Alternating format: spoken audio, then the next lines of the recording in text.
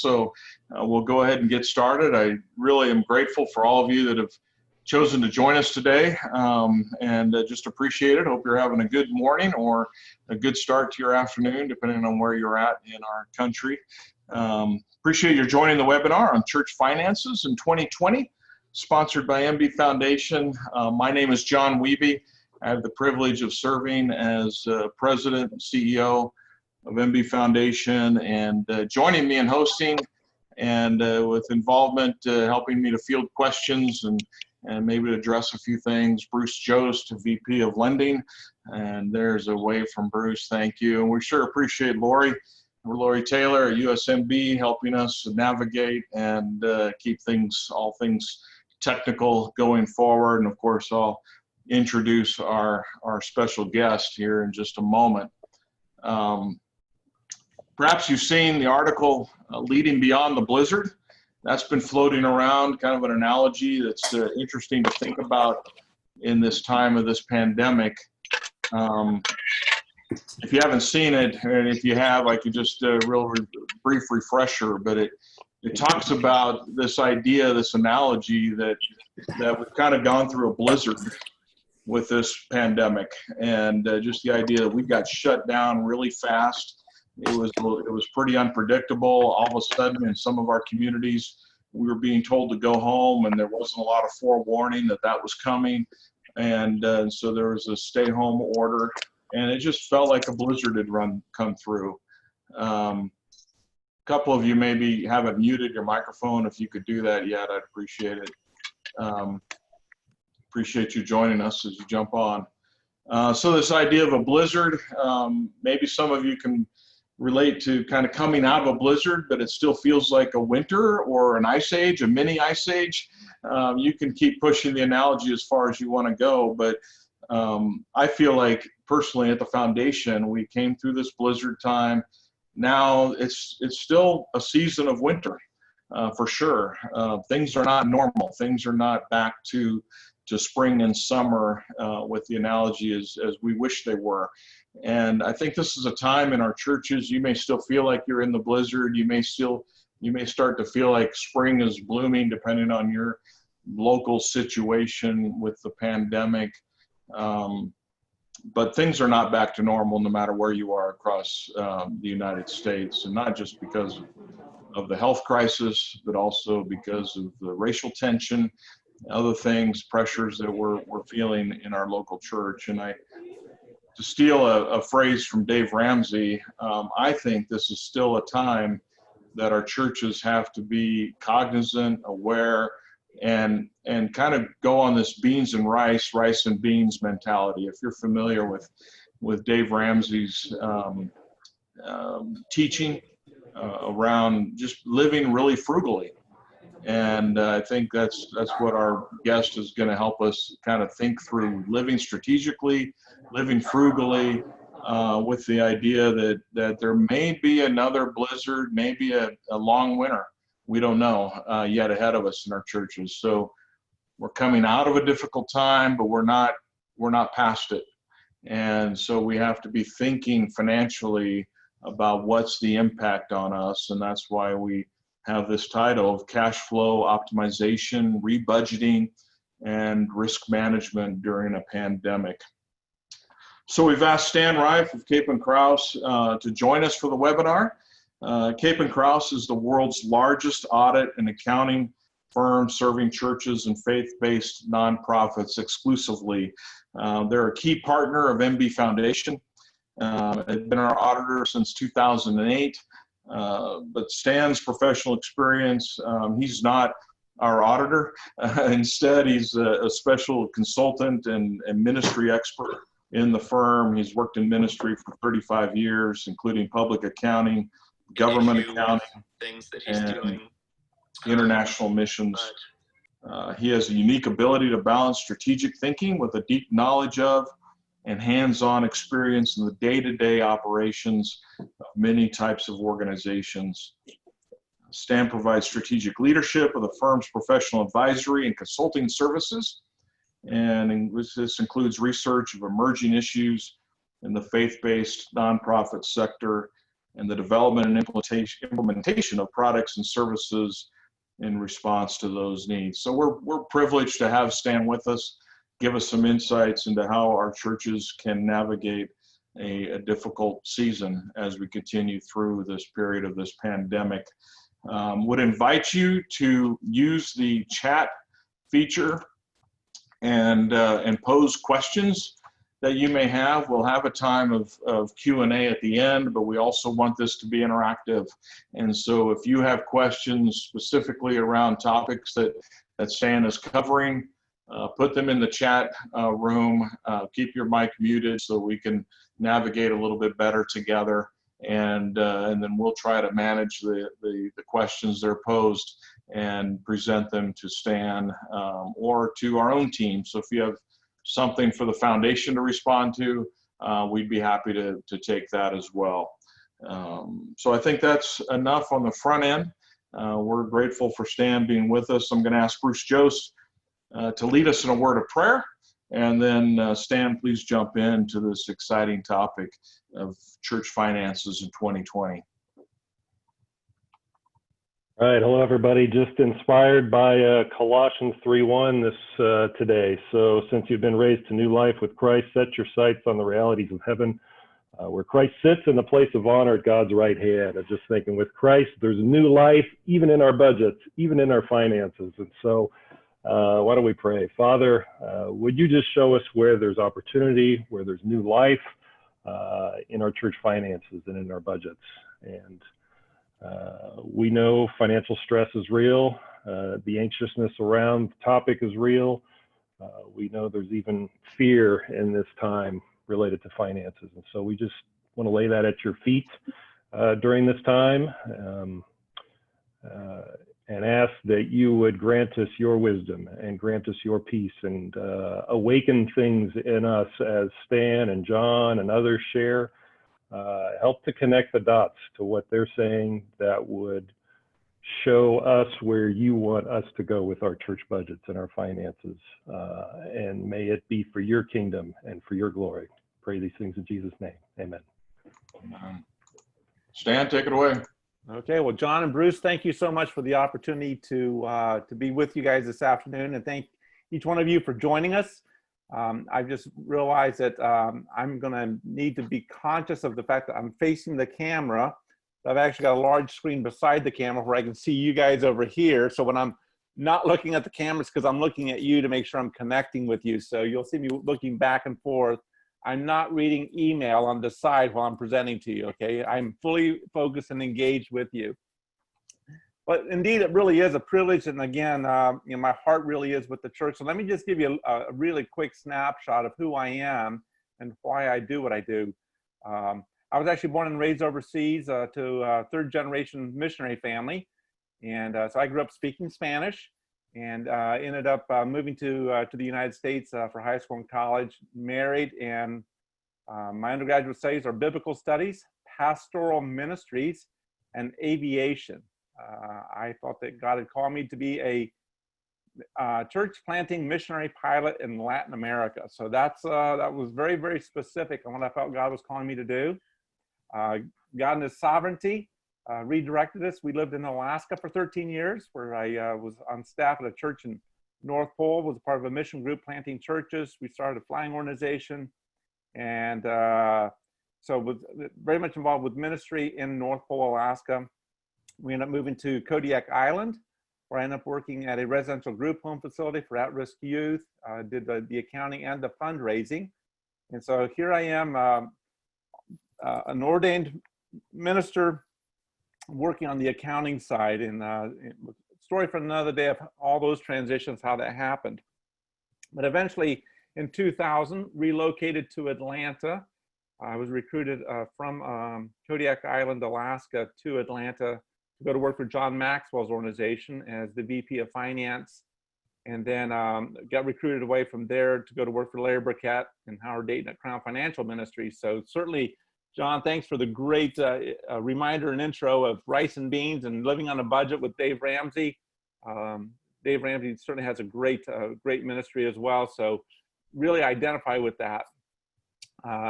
worked there as an executive with Crown Financial for a decade. And then I'd been a client of our firm, Cape and Krause, for about 12 years. And so when I left Crown, I started a consulting practice with ministries and churches, and ended up joining Cape and Krause to work specifically with ministries around CFO practices, operational practices, strategy. And John, you are correct. I am not on the audit team. That's above my pay grade. So today I come both as clergy as well as a CPA, because again, my passion is to really impact the kingdom of God. And that's what we do at the firm. That's our focus as a firm, is the kingdom of God. And so to really try to blend the professional technical expertise of accounting, budgeting, and those pieces as it reflects from a pastor's heart, if you will. Don't get me wrong, Stan. I'd welcome you to our audit team anytime you want to visit. I may do that. All right. I have several clients in that area, so I'll be sure to schedule some time next time I'm up there. So I share that background so you understand kind of the context, the lens from which I want to present today. That I'm not just an academic pinhead that doesn't understand the real world, doesn't understand the church, but really I'm embedded within the church, very, very passionate about the local church and the church networks.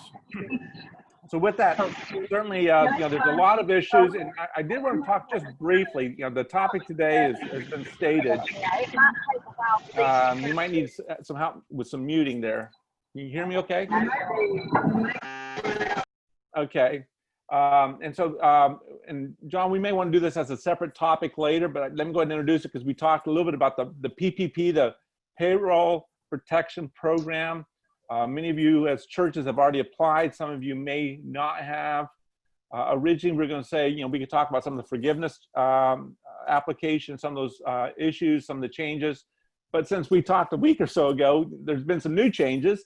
And that program has been extended because there was about an extra $130 billion that was unclaimed in the program. So I can't imagine having that much money left over. I can't imagine having that kind of money at all, but to have it left over is unbelievable. So again, there are still funds available for churches who have not applied yet.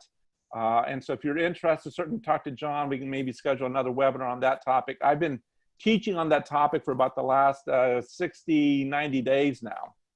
So about how to get the loan. Certainly, as I was just joking with John, that about 14 hours of my presentation are obsolete because all the rules have changed so much. So I can certainly condense about 14 hours of training into about a half hour of what's relevant today, both on applying for the loan as well as the process of getting the forgiveness.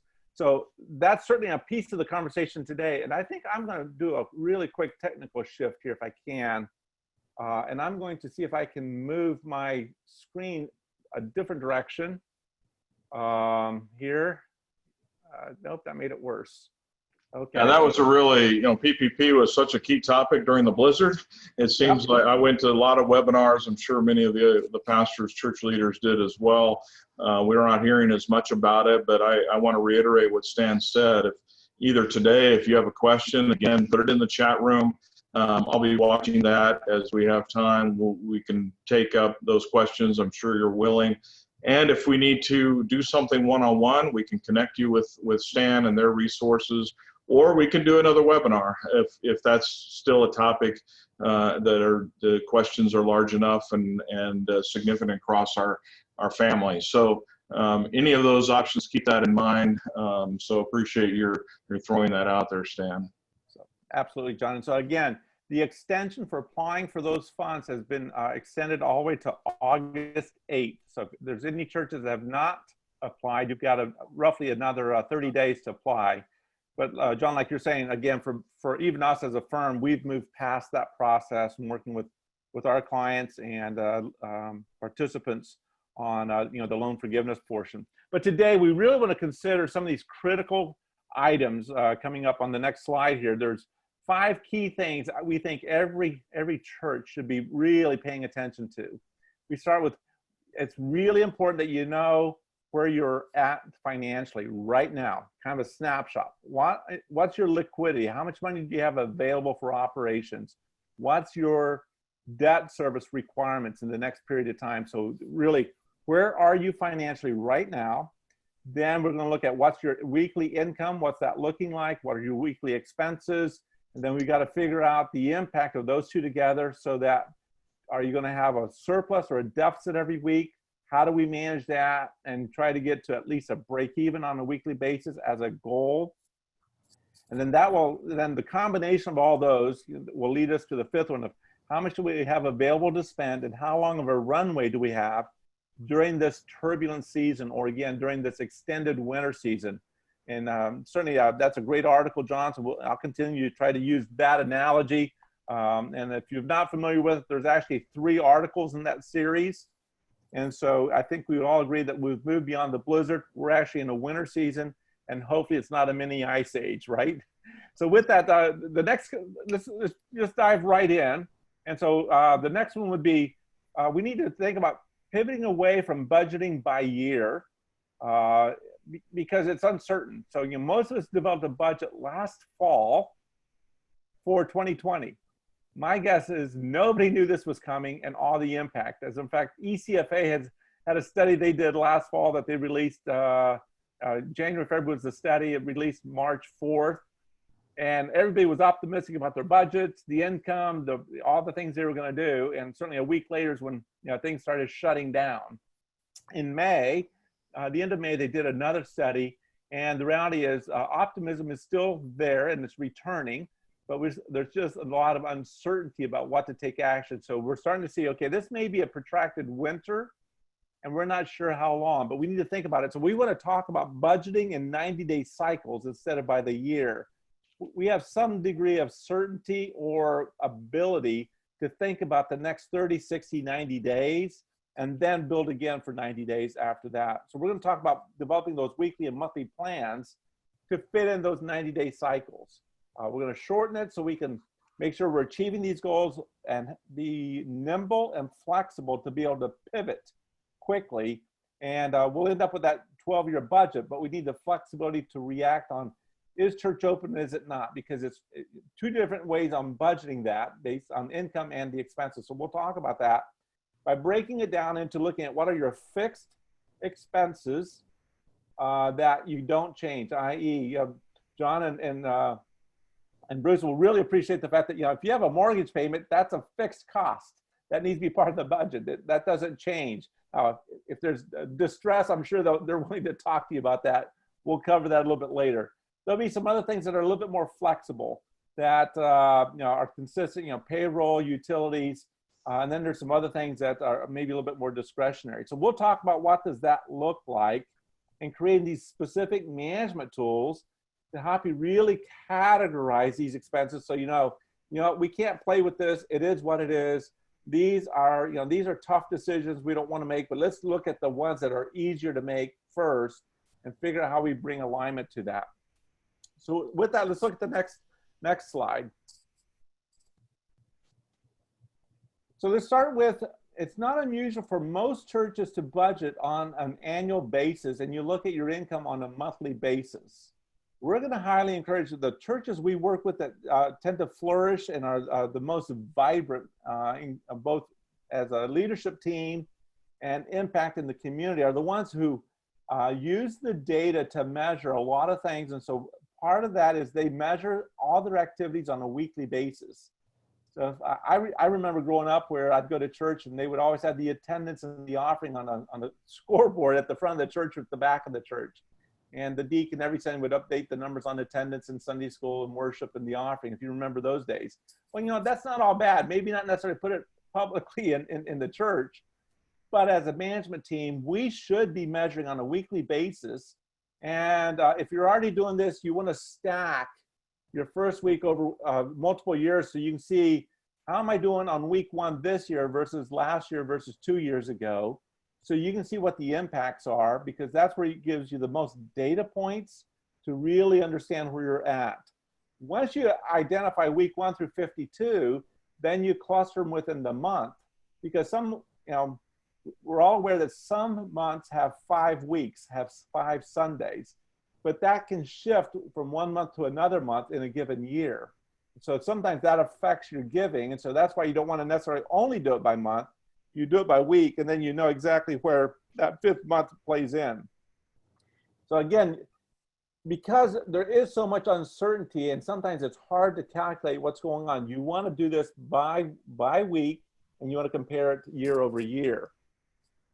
Stan, I'm wondering if you could address, and this is a little bit of a side note, so I'm throwing a curveball at you, but I'm just looking at who's in attendance today. Grateful for everyone, of course. We have a few lay leaders who are more involved in, or executive pastors, administrative people, who, as you continue to dive into this, will track right along with you. But we have a significant number of lead pastors with us who maybe are in a position where they're concerned, but maybe they're struggling to get lay leaders, the trustees, the right financial people on board with the concern, who might need to do the heavy lifting in some of the analysis that you're going to describe. Any advice for those pastors of how to engage and get them to the table so that they can work on these financial issues where it may not be the pastor's giftedness? Absolutely, John, and absolutely. Hey, I'll pay you $20 later for that. Was a great question. The reality is, again, wearing my own clergy hat, I happen to love the numbers as well. But I would highly encourage every pastor should not be doing this alone. You've got a vested interest as a lead pastor. In essence, many times you would be the equivalent of the CEO. I would bring my elders, my deacons, my church leadership. And specifically, if they're not on the board or an elder, a deacon board, finance committee, seek out the business leaders in your congregation and ask them to join you during this season to advise you.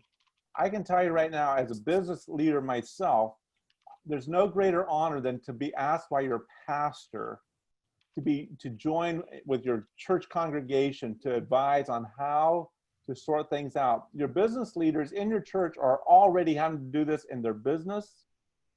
And this will really strengthen your church together by bringing them in, letting them help you share the load and help you make decisions that they're gifted to use. And let me just go down my preacher trail just a little bit further, John. Now that I'm on my soapbox. The reality is, too many times as lead pastors, we shut our business leaders down. We come into a board meeting and, we're quick to say, God told me to do X and Y and Z. And as a business leader, who am I to argue with God? I might say in my head, I would never do that in my business. But man, God, God's bigger than I am. I would never do it that way. But if we were to include our business leaders, we could make much better decisions because God has gifted them with the spiritual discernment, the spiritual gift of administration. And here's what I do know. Again, this comes from my decade of working and 20 years of involvement with personal finances with Crown Financial Ministries, is the people that God has gifted with the ability to give generously. Generally speaking, he also gives them the ability and the gift of making money. If they have the calling to give it away, they have the gift to make it. And so if your church is struggling, you're going to have people in your congregation who can be generous, but will do so because they have a stewardship responsibility as well to make sure the church is stewarding their resources properly. And as a pastor, I can't do it all anyways. This is the time to lean into these volunteers who believe in the church and are part, just like, there's those that have the spiritual gift of singing, and I don't. Mine is in administration and numbers, and I want to use mine that way. So as a lead pastor, please, please, please lean into your congregation, find those business leaders, and ask them to join you and help you make these decisions and this analysis. That's good. Thanks, Stan. Let's hope that's an encouragement to you, and let's keep forging ahead. Okay. So let's go on to the next slide here, and we'll get into some of the nuts and bolts here really quick. So what's your cash requirements that you need to go look through? And so this is obviously just a static slide right now, But John, if I remember correctly, this will be one of the templates that will be available on your website that you know, you'll send a link to. They can come to your website and actually get this as a working spreadsheet. Yep. And so if you look at this, number one thing we want to do is, how much cash reserves do you have? What do we mean by that? If all, you know, and it's not how much money is in the bank. Number one, we want to figure out, you know, whose money is that? If you have restricted dollars, those cannot be used for operations. So meaning if money's come in for missionary support, that has to go to the missionary support group. If it's come in for a summer camp or something else, it has to be used for that. If you have an endowment or it's restricted for the donor give for a specific purpose, those are not included in this calculation. But specifically, we want to look at what are your total expenses for the year. We're going to add in the debt service. We're going to pull out your depreciation expense because that's a non-cash item. And again, some of this is a little bit technical. So I don't want to bore everybody to death, but I want to make sure I'm inclusive for those who understand this. So divide by 12, and now you know what your average cash requirement is for the month.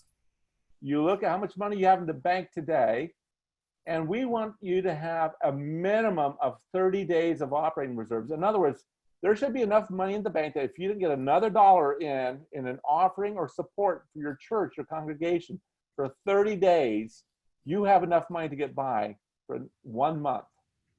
A healthy church will have at least 90 days. Now, in a time of uncertainty like this, or if you are in a community where there's a lot of volatility and a lot of unemployment, let me pick on a couple, for example. If you are in Houston, which has had a known history of ups and downs due to the oil industry, you want to have a larger reserve. If you are in Alaska, where you can have a lot of blizzards and you aren't going to have church several weeks in a row, you might want to have a larger reserve, because a lot of, you know, again, in North Pole, when you have a lot of construction in the summer for 90 days and then winter the rest of the year, you want to budget accordingly. If you're on Kodiak Island where it's commercial fishing, then you've got to look around, how's the fishery doing? And that's how the giving will be for your church. Every community is different.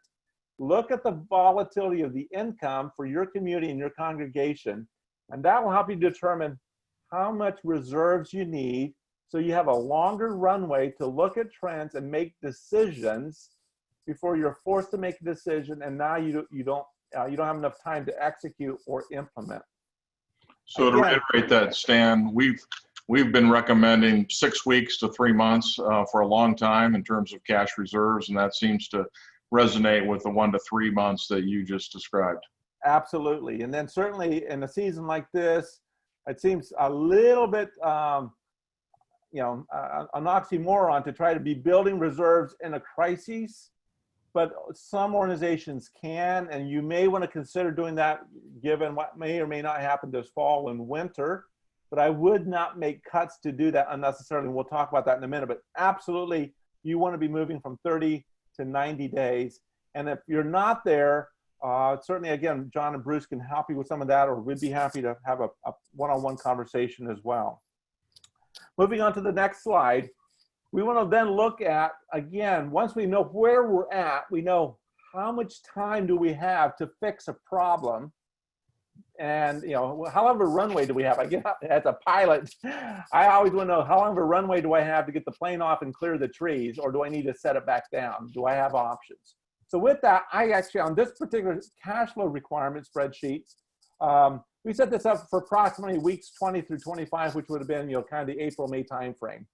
You want to then put in what's your total income for those weeks, what are your total expenses for those weeks as they're happening, and then are you taking money out of the bank, or are you putting more money in the bank? That's a surplus deficit.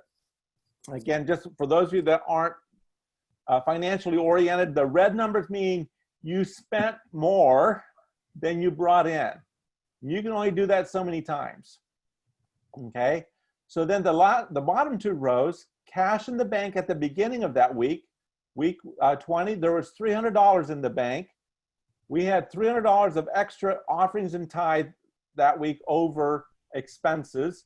So now we had 300 at the beginning, we added 300, we're now at 600 going into week 21.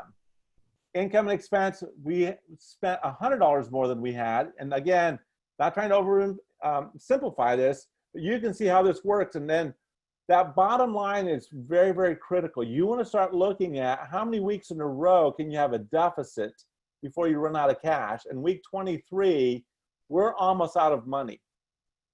And had we not had a week 24, we would have been out of money by the time we got to 25. So you can see how this is critical to know how much money do we have available? Are we adding or taking away money every week? And that middle line, that surplus deficit, will be one of the items we want to talk about of what do we need to do to try to ensure, even in the midst of uncertainty, that we're cutting our costs and increasing our income to the point that we're able to get as many of these weeks to at least a 0 or a positive number, not a negative number. Again, very simple tools, but they're absolutely critical for making informed decisions as a church.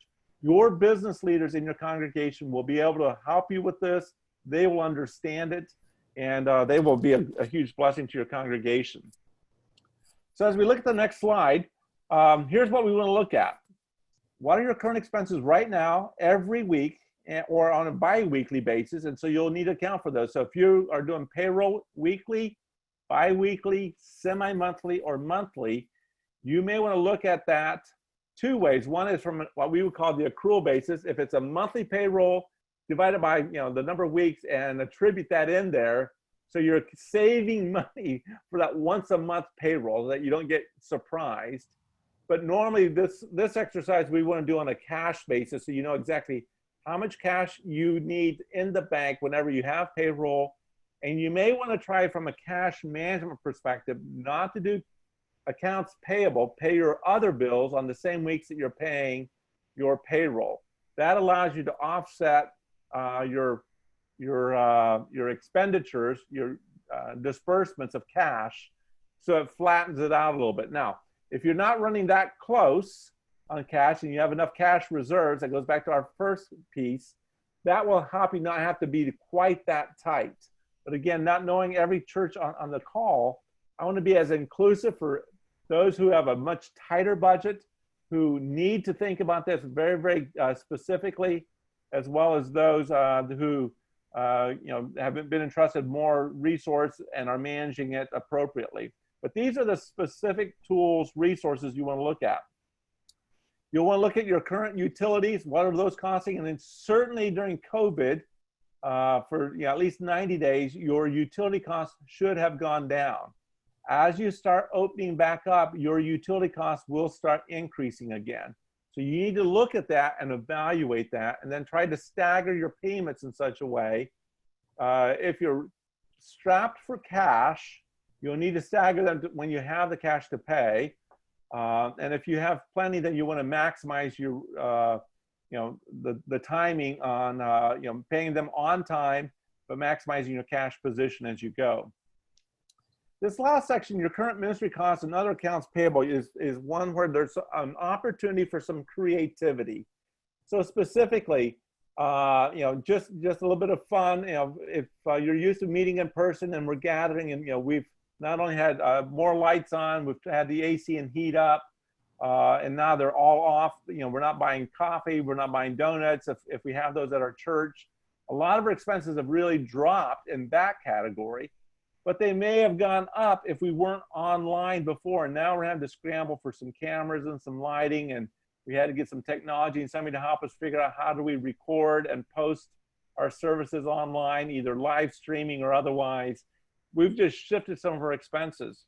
Some of us as churches on this call today may have had our income be fairly static. We've not seen a significant decrease, but a lot of our expenses have dropped. So for example, I work with several churches who rent space. Specifically, they rent from schools. No lease payments, no mortgage payments. And when they're not meeting on a school campus because the school's closed, they're saving a boatload of money on occupancy costs. No utilities, no weekly rent. Now they have extra money, and what are they doing? They have shored up their financial position to make sure they're at 90 days, but it also gave them a lot more flexibility to reinvest in the community and serve those in need. We'll talk about that in just a minute. I'm going to pause for just a second, see if there's any questions coming in at this point, John, or if you or Bruce have any comments. I don't have anything. We're not getting questions at this point. I'd remind people, feel free to chat and add some questions there so that we can have Stan address them at the appropriate time. Bruce, do you have anything?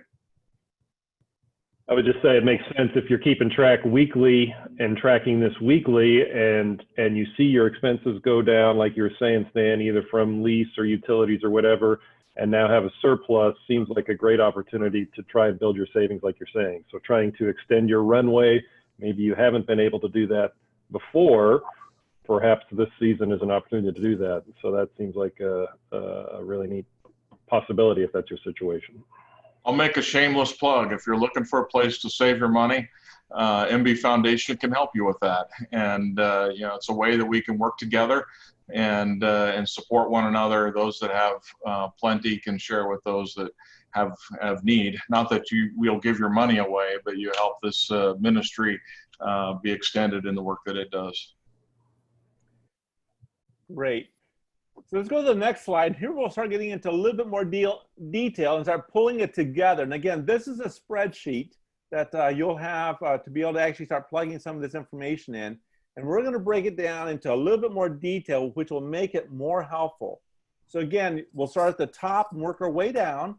You'll see left to right, we've got weeks 0, which is through 14, if you will. And there's a beginning balances that we anticipate forecast for this period of time. So at the beginning of the week, we anticipate having this much cash in the bank, and certainly we adjust those as we go, but this is a great planning tool. Then we look at our income, and now we're starting to get a little bit more specific, which will help become far more effective in your decision making.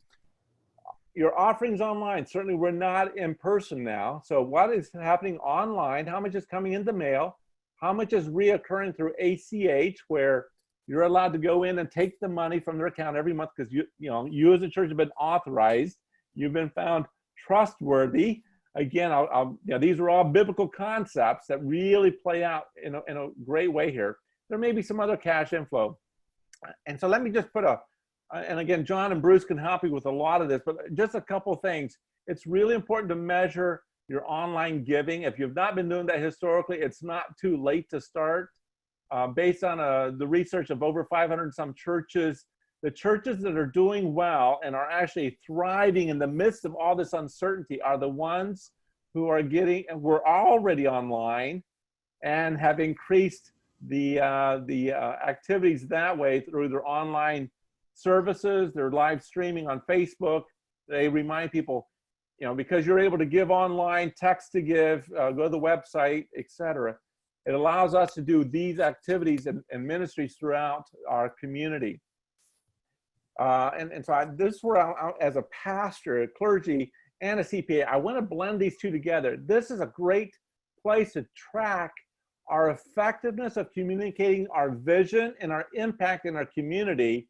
And if people are responding that, wow, our church is doing this right now by helping first responders, we're helping the food bank, we're helping whatever your ministry is as a church. We'll talk about that a little bit later again. But when we know that we're helping our community in the midst of crises, it will show up right here. We can track which of these is effective and which ones we need to shore up. And again, John and Bruce can help you sort through some of this, along with some of the capital campaign activities you can still actively be involved in, believe it or not. I wouldn't necessarily start without a plan, but churches are still actively involved with all this activity. Here you'll start seeing then, as we get into the cash inflow, we're seeing what the beginning cash balance at the bank was, the total cash inflow. Then we start looking at, again, breaking down those categories of expenses of the expected cash outflow. We got the fixed costs that don't change. They're there every month. We have to pay them, or find a way to pay them. The semi-fixed that we want to pay, we need to pay, but if we can't, we'll have to make some painful adjustments, and that's normally going to be staffing, payroll, Certainly you don't want to not pay your utility bill, but those can be variable. And then we get into the variable expenses, or maybe what I would call even more discretionary. At some point, if we don't need curriculum, a little bit of tongue in cheek, we could, even now, maybe not so much now, but 6 weeks ago, it was a great time for churches to have a toilet paper ministry. Most churches had a big stack of toilet paper for the church, but with nobody attending, you could do some great evangelism by handing out toilet paper rolls throughout the subdivisions or the neighborhood, and or giving it to church members, if you will. But again, you can see where a lot of those variable costs play out that you're not spending. But you can now, if you're not spending them and you have available cash, redeploy what would have normally been a ministry inside your church to ministry outside your church.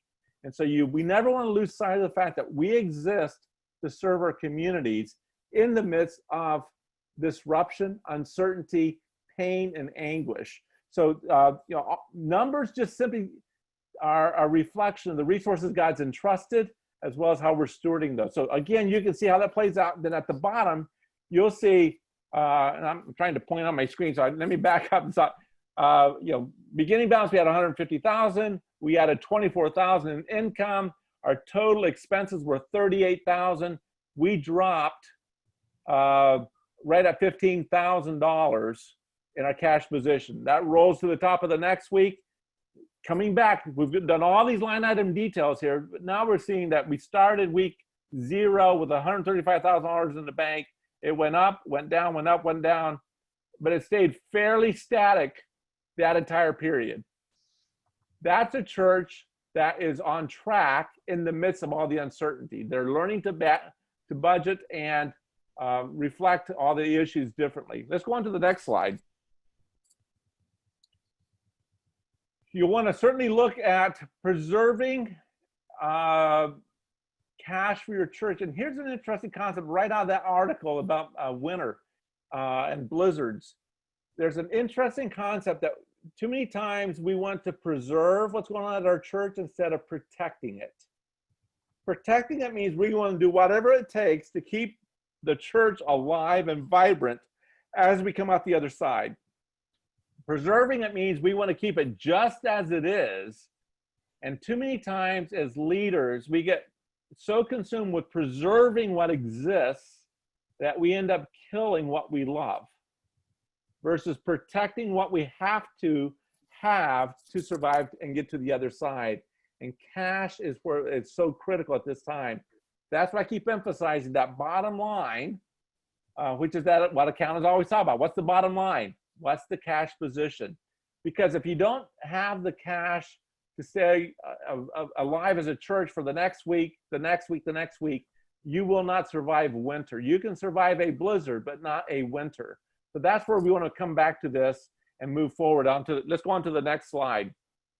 And I'm seeing, Stan, too, that it's a great opportunity not only to survive the winter, but to pivot so that you can take advantage of opportunities. And we're seeing churches that are expanding ministry, but they've got to have cash to do it, whether on a small scale or a large scale. So just want to keep affirming where you're going with this. Absolutely. And the reality is, when you're in a crisis like this, meaning the global crisis, it's a great time to reevaluate every ministry. Why are we doing what we're doing? And before, when we've always done it, and Grandma and Grandpa always did it this way, it was hard to make a change. When we're forced to not meet, when we're forced to go online, when we're forced to have church outside, when we're forced to do it in the parking lot, we suddenly find creative ways. We say, here's one of the fun things is how many churches who weren't online went online. Whatever version you did, if you're a large multi-campus, multi-service, you're used to doing all that. But I've got friends from college that pastor smaller to mid-sized churches who were never online, didn't need to. Now they're online and their weekly attendance has doubled. Why? Because guys like me would love to visit their church and I can't. But I can watch their church online on weekends. And guess what I do on weekends? I binge watch church on weekends because I can. I can sit at home, and starting Saturday night, I start watching church services from friends from college days, as well as clients and whatnot, both because I need the refreshment, but it helps me understand what's going on in the church world. And so this is, now that you're doing it, keep doing it. You might need to invest in doing that. So let's come back to monitoring and giving. Here's some practical things you need to look at from the revenue side. If that's starting to dip, understand why the giving may be dropping up. You need to really understand the difference between your large donations and your small donations. Here's some of the profiling. Most small donations come from employees who give out their paychecks. And so you want a lot of those, because based on the unemployment statistics, not everybody in your church is going to be unemployed at the same time unless everybody's in the same industry, working for the same business, same industry. So within that, the large donations will come from business owners and executives based on the profitability of their companies. And so you want to understand what's going on. And so even though somebody has always given you a large check at the end of every year, you may not be able to count on that this year because of the way businesses are struggling. So understand that some may be a one-time lifetime gift from an estate, from a retirement, from the sale of a business, and don't always expect those to be repeat. I've got too many horror stories where that has happened. You want to make sure you understand the giving patterns of members versus non-members, the attendees versus regular givers. You want to look at how many of them are giving online and move as many. Certainly right now, some of this is moot, because if you're not giving online, you're probably not getting it. But let me go ahead and talk to, maybe there are some congregations who are not as online literate or friendly. I've got some churches who have profiles in their church for a variety of reasons who want to mail their check in. One of the best things a church can do is get some volunteers or some church staff to find out who is always mailing their checks to the church and do them a favor. Pre-address envelopes to the church, put a stamp on it, and send them a packet of envelopes saying, we've noticed that you're mailing checks to us. We want to say thank you. And to make it easy for you, here's some envelopes with our address and a stamp on it. We really appreciate your partnership. That doesn't take a lot of time or energy, but it makes sure that they're now make it simple so they don't have to hunt for the stamp, find an envelope. And if they're shut in, and again, there's a lot of reasons for that profile, make it easy for them. In this season, I'll keep coming back to cash is king. Keeping your income up, your expenses low will allow you to be in that position, John, as you were saying, to flourish, to expand and grow, and not just survive, but to thrive. You want to look at the giving units. Understand why there may be a drop in people giving. Study the giving patterns. Proverbs tells us, know the condition of your flocks, because riches are not forever. So you need to understand who's giving and why. And here's, again, just as a side note, people generally stop giving 6 months before they leave your church. How many people know that and are responding? Why do people stop giving to the church? You need to understand. Did they lose their job? Is there a catastrophic illness? Are they unhappy? Or a couple of other reasons? And this is a great time to minister to them. You're not necessarily asking them to start giving again. That's not the motive. But the issue is, these are opportunities to disciple and influence those who have stopped giving because there's a crisis in their life that they're looking for the church. Do they even notice I've stopped giving? And this is a time to serve them, and guarantee when you serve people well as a church, they will respond affirmatively and generously. Stan, that's great information, and good word there to be reminded that this isn't just about funding ministry. This is also about individuals' journey of discipleship and the way that finances and generosity connects to our discipleship life. A heads up that we're kind of nearing the last 5 minutes or so, and we've got a lot of content. We won't get through it, and that's okay. This has been great. I do want to get this question in front of you as we talk about giving. And so our national director, who has a bird's eye view on what pastors are feeling during the circumstance of the pandemic, mentions that this is a really difficult time for pastors to ask for their parishioners' generosity. And so he says specifically, people are impacted by COVID with their jobs, with their health. And so how do we encourage churches to be willing to ask their congregations to continue to invest in the ministry? Many pastors are just bashful, but with people being impacted, they feel guilty And so how would you advise our pastors to keep leaning in on this encouraging generosity? I would go back to those business leaders, John. You've got business leaders in your congregation who understand. And so let me pivot really quick on that question and say, business leaders in this economy, regardless of the industry, whether you're in the restaurant business, the hospitality hotel business, airline industry, or in retail, so many industries are being decimated by this. But you know what they have to do? They have to keep going out and finding ways to get customers to come buy from them. And so what do? If I have a dine-in restaurant, I suddenly start catering. Order online and I'll bring it outside the door and curbside delivery. All these options that people have done. The church has got to respond the same way. And if you'll lean into your business leaders, they will find ways to work with you to find the appropriate ways. And they may actually get up on Sunday morning and say, listen, as a congregation, here's where we're at.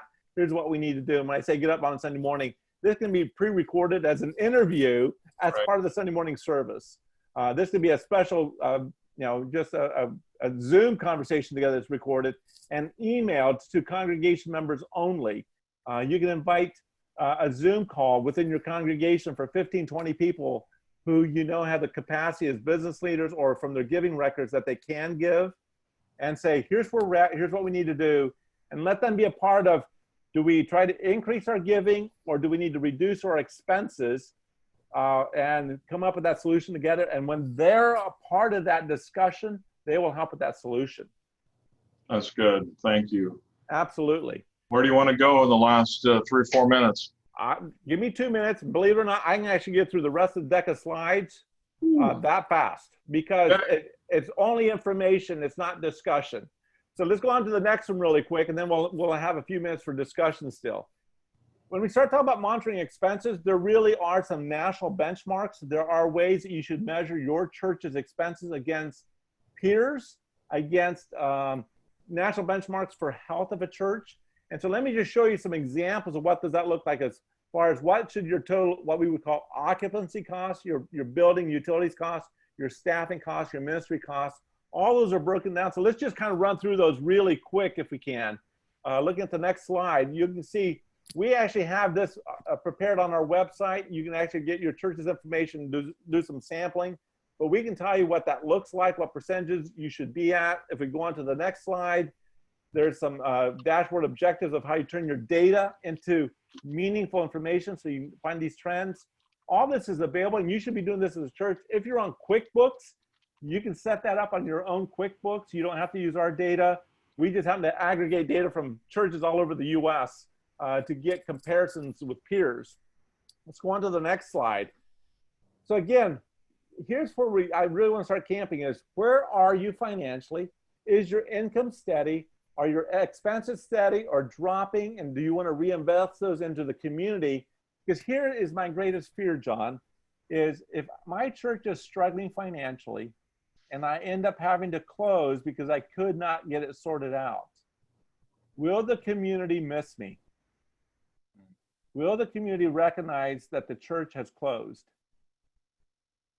Or because I've had such involvement in the local community, if the community found out that I was in trouble as a pastor financially, would the community rise up and say, we can't afford to let this church close. We need them. Here are all the benefits to our community that they have had, and they rally and help save the church. Which church do you want to be? And so when we're looking at our finances and our impact, I don't want us to just be surviving. We need to be thriving and impacting our community, because now people who never would attend our church could watch us online from home and nobody will ever know, and become more familiar with us as a congregation. There's so many ministries of helping. Find a local school, partner with them, and provide lunches and school assistance to the families who need it most. There's so many things we can be doing in our community. Do for one what we wish we could do for all. Find a public service within a few blocks of your church. Reach out to your community leaders. Find a way to impact. What do you need? What can we do to help as a church? These are the critical things we need to be doing right now to have the most effective ministry possible within the amount of funds available to us.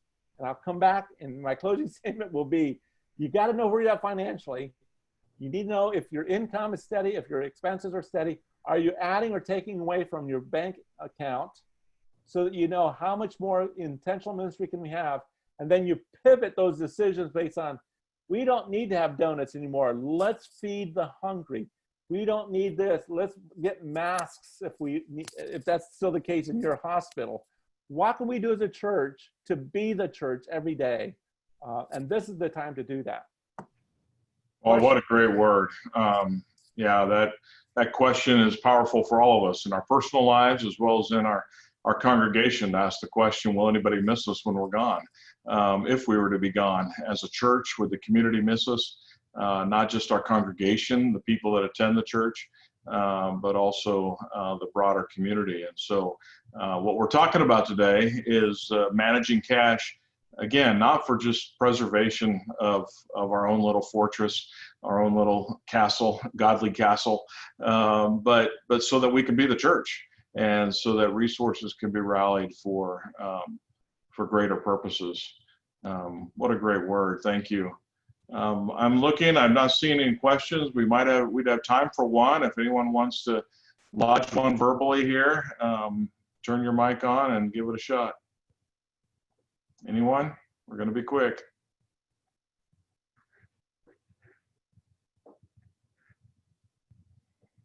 Okay. Brian Wade here from Fresno, Bethany. Just a thanks. Great webinar, super helpful. So thanks for that. It's good. Thank you. I don't think we need to put our slides back up. I think all of you know how to reach MB Foundation, Bruce, myself. If you have another connecting point, feel free to reach them as well. We'd love, if you have questions that we can, pose to Stan. He's very accessible to us, and we'd be glad to follow up on that in an individual way.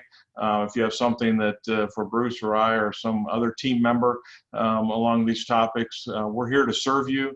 If there's another topic that you think we ought to lead a webinar on, send that information our way. Again, we're just kind of getting started in this new kind of technology and providing of resources in a way that frankly the foundation hasn't done in the past. And so nudge us along. We want to do it for you. We want to be here to serve. We mentioned the PPP loan. So there's still another 30 days. If you haven't jumped on that, keep that in mind. Yeah, I can't think of anything else. Bruce, did I hit all the announcements we wanted to make? Stan, anything else to say? I just want, for those of you on the call, on the webinar today, don't feel like you're missing out on anything. The remainder of slides will be available to you guys after the recording, and they'll send out an email on that. And it really is just additional analytics, if you will, on how to spend the money, the various ratios. It's static data, but it's food for thought. But one of the things I really do want to mention, we certainly talked about churches thriving, but I'm very well aware that there could be churches that are struggling. You're stressed out where you're at financially. And one of the things that maybe keeping you up at night the most, maybe some of your fixed costs as it relates to maybe your facility, your loan.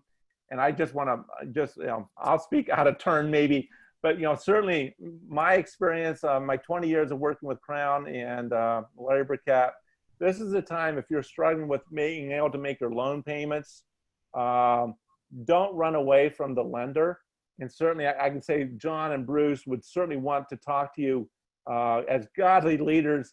They're here to serve you. If you're in a bind financially, I'm sure there's ways that they can work with you somehow. That's the beauty of MB Foundation. It's a denominational resource. They will coach, they will mentor, they will assist, they will be creative.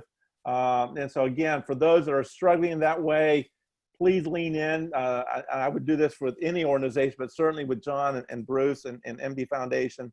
Certainly if you've got some extra resources and maybe you've got the PPP loan and you look for a way to invest it, again, find another church to partner with that's in trouble, or talk to John. He might know of a church that's in trouble. What a great way to keep another church alive in another community, because God's entrusted to you. Again, out of Corinthians, God gives us plenty at one time to help those in need, so that when we have a need, somebody else will help us.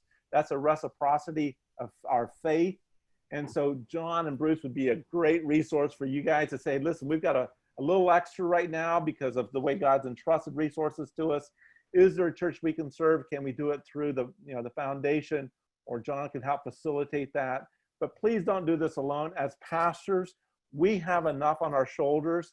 We need to bring others in our congregation, bring your own peers together and help solve this, but do not do this alone. This can be overwhelming. Thank you, Stan. This has been really good. We're getting a lot of thanks in the chat room. I want to thank Don Morris, Lori again, USMB for partnering, not just facilitating, but partnering and providing this webinar and helping to make all this happen and bring all of us together. Yeah, a reminder and just a praise of the way our MB churches have been sharing together through our relief fund, which Don chairs the administration of that, and dozens of churches have benefited from that, and that's something you can continue to contribute to, or if you need help and we haven't had that conversation yet, please reach out to Don or your district minister and let's have that conversation. So thanks again, Don, and we'll get an email out in the next couple of days. You'll get the recording, access to this if you want to forward it to a leader. That might be a way as a pastor to kind of encourage your lay leader, your treasurer, to jump on board with some of the analysis. You'll get the slide deck and you'll get a couple worksheets that you can use to help you work at these cash flow issues. So with that, thanks so much for being with us, and until next time, have a great day. God bless.